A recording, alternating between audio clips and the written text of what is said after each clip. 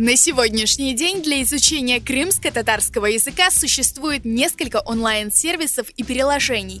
Однако уникальность «Лугаччык» в том, что словарь понимает различия между частями речи, выводит больше результатов перевода, а также содержит этимологию слов и транскрипцию. Автор идеи Айдер Адживапов учится на 6-м курсе кафедры восточной филологии КФУ имени Вернадского и параллельно изучает программирование. Цель создания – дать возможность каждому крымскому татарину, и не только крымскому татарину, возможность быстро и легко найти перевод нужного ему слова. Заходишь, допустим, на любой какой-нибудь словарь, понимаешь, что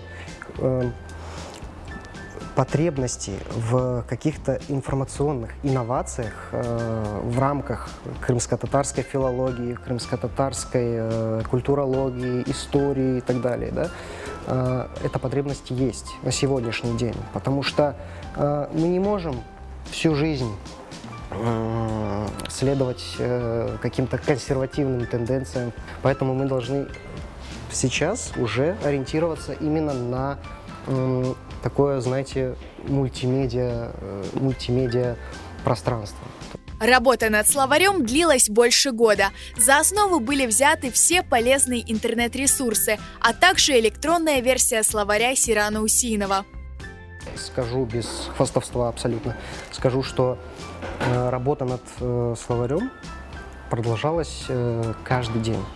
Почти каждый день, хоть по 15 минут в день, хоть свободное от работы время, но все равно работа продолжалась. И таким образом где-то 1,5 года примерно, да, чуть больше, чем 1,5 года ушло на то, чтобы довести словарь до сегодняшнего состояния. Лугаччык можно установить как на компьютер, так и на телефон.